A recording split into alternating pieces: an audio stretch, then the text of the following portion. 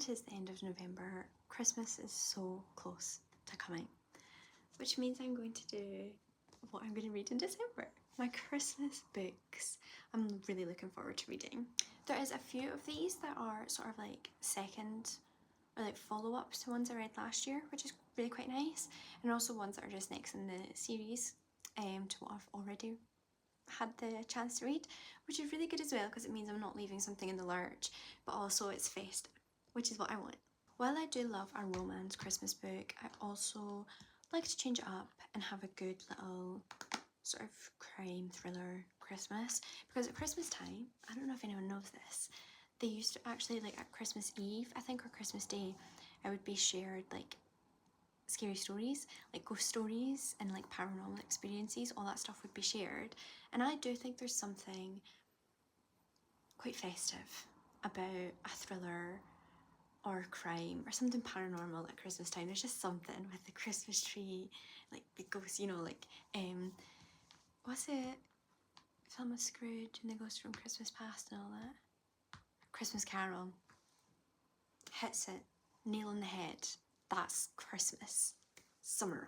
I'm going to start off strong with the third book in a series. I feel like so many people already are going to know what I'm talking about right now. The Christmas Tree Farm by Laurie Gilmore. If you follow me on any social media, if you saw any of my YouTube videos, you know that I am a Laurie Gilmore fan. I love her. She's amazing. Her work is fantabulous. I've actually just shared last month, I believe, my review of her previous book. What was it actually? The Cinnamon Bun Bookstore. And I did say I'm going to wait until December time to read The Christmas Tree Farm, just because it is sort of more festive. I wanted to keep the festivity and I cannot wait to read it. I just noticed as well that on the front it's a little dog instead of the cat, because in the last two covers, so on Pumpkin Spice Latte and Cinnamon Bun Bookstore, it's been the cat. I can't remember the cat's name now. Ghost? I need to reread this Pumpkin Spice Latte actually, but I might do that in January time or February. At some point I'll probably do that. But how beautiful. I don't know if you can see it, but there is, it's not quite as glittery as Cinnamon Bun Bookstore, but there are foils on the cover of this book and it is beautiful. I do think it's such a Christmassy cover. It's beautiful. This book is most definitely going to be the most Christmassy romance. On the back it says, now we've already met the main character in this book just the tiniest bit in Cinnamon Bun Bookstore, but you can tell that she's going to be standoffish. She's going to hate the small town, but the small town's going to love her. One does small town and just doesn't end up loving it. And I cannot wait for this. It says, Kira North hates Christmas. Not for much longer. Which is unfortunate since she just bought a Christmas tree farm in the town that's too cute for its own good. True. Bennett Ellis is on a vacation in Dream Harbour trying to take a break from both his life and constant desire to always fix things. But somehow, fate finds Ben trapped in a blanket of snow at Kira's farm, and despite her grinchiest first impression, with the glow of fairy twinkling lights in the trees, the first promise of warming hot chocolate, maybe, just maybe, these two lost souls will have a Christmas they'll remember forever. He likes to fix things. He's going to fix her grinchy attitude. They're going to fall in love. I cannot wait. It's just so cheesy, but it's so good. The next up is a book. I read the first one, I believe it was, last year. I'm just looking at it now and I'm confused if this is going to be the second or the third. It is, again, just a good old Christmas romance. Is The Christmas Cottage by Sarah Morgan. Now the last one I read last year was The Christmas Book Club. So I think this could be the second book, and maybe it's not a series. I don't think it is a series, because in the other one it follows like a few different women, whereas this one's just following the one woman. So I think it is just like a Christmassy book by the same author, but I'm very excited to read it. Again, it's such a beautiful cover. I don't think you can see it that well, but it's like some women, a lovely little dog, the post office, and look, like a lovely sort of cottage. How beautiful. Very sort of Hallmark, is that what people say, like Hallmark Christmas film? I think that is what Sarah Morgan is in the book world, but it's so good. It's easy to follow, it's interesting, and just so like romance Christmas. It brings the vibe. This blurb is so good. a painful secret, Imogen loves her job as an events organiser. Her colleagues are in awe of her, but Imogen isn't the person she pretends to be. She's hiding painful truths about her past, but as long as she can keep on top of her work, Imogen can put everything else to one side. An act of kindness. And then Imogen makes a catastrophic mistake at work and finally realises it's time to reset. When her favourite client, Dorothy, invites her to spend Christmas with her and her family in her cottage in the Cotswolds, it sounds like the perfect way for Imogen to take stock. Finding happiness at Christmas, Imogen soon settles into idyllic cottage life, especially with the prospect of new romance on the horizon. But when long-buried secrets and unwanted faces from the past resurface, Imogen's new peace is threatened. Will Imogen end up alone this Christmas, or can she find it in her heart to forgive and move on? A quick break from the romance. This is also like a follow-on from a Christmas read last year, and it is The Christmas Jigsaw Murders by Alexandra Benedict. I really should have read that before I tried reading it out loud. Past is in the past. On the front it says, it's Agatha Christie on acid, deliciously nasty and fun.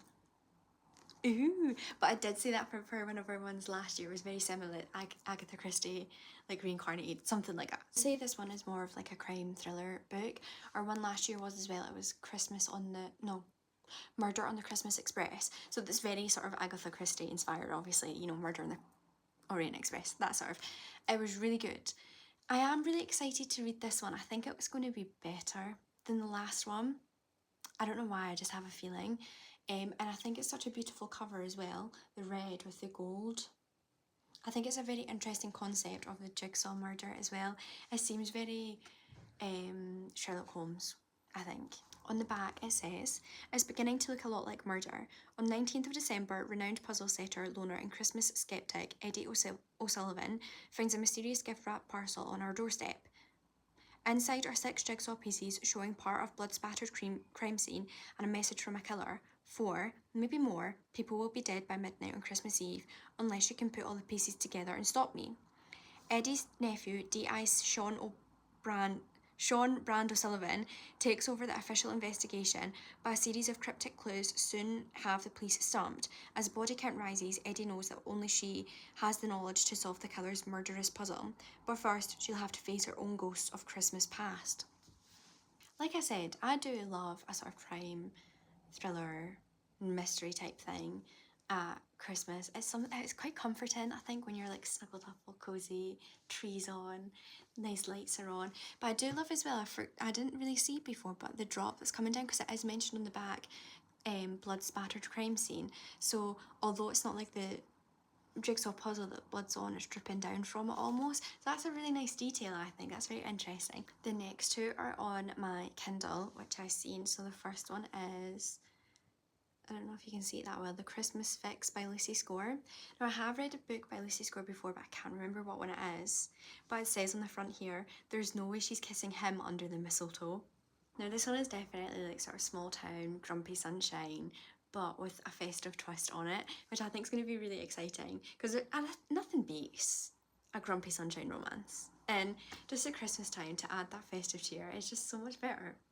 What more do you want? It's saying here, she'll save Christmas just to spite him. There's only one thing standing in the way of Cat King saving a small town's Christmas festival, grumpy town manager Noah Yates.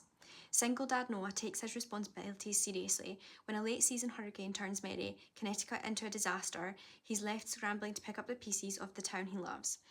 At least until home renovation expert and smoking hot reality star Catelyn King arrives with a camera crew and budget big enough to put the whole town back together again.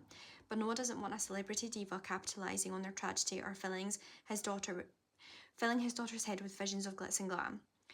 Blonde bombshell Cat is used to being underestimated, but Noah has an uncanny knack for getting under her skin. They can't be in a room together without rubbing each other the wrong way, except that time in the dark alley when the rubbing was just right. Ooh. Can these enemies work together to pull off a Christmas miracle, or will their fighting leave them both on the naughty list? That sounds fab. Can't remember the book I read by Lucy Score, which is kind of frustrating, but I'm really looking forward to that. I've not seen it anywhere, before. I'd managed to find it on Kindle. I was looking for another one, which is next on the line, and I saw it and I was like, I'm just going to download that because that sounds really quite good. So I'm really excited to read it because it's like Grumpy Sunshine, Enemies to Lovers, but at Christmas with a small town festival. That sounds amazing. I cannot wait. This next one, I know that all book talkers, booktubers, bookstagrammers are going to know this one book. I feel like it's in high anticipation. How My Neighbour Stole Christmas by Megan Quinn.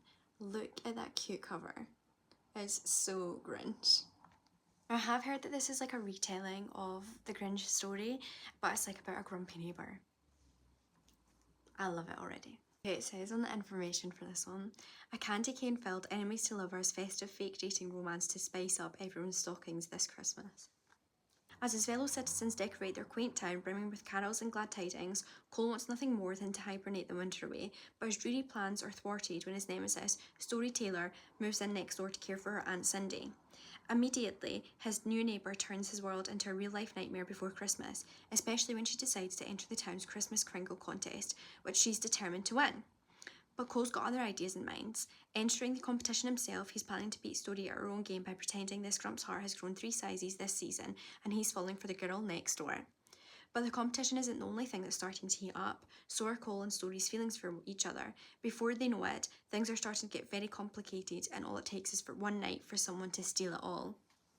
It says all of the tropes as well. So it's like enemies to lovers, small town, forced proximity, fake dating, snowstorm rescue, porch talks, cocoa, and childhood crush, excessive use of flannel, elite holiday song references, fake dating to reverse fake dating. I'm really interested in that as like a retelling of The Grinch. I think that's really cool. I think it's quite interesting. And I have heard so much about it online and sort of reviews about it, so I'm very excited to read it myself. So these are the books I'm excited to read this December Christmas season, you know. There is another one, I think it's by Lauren Asher.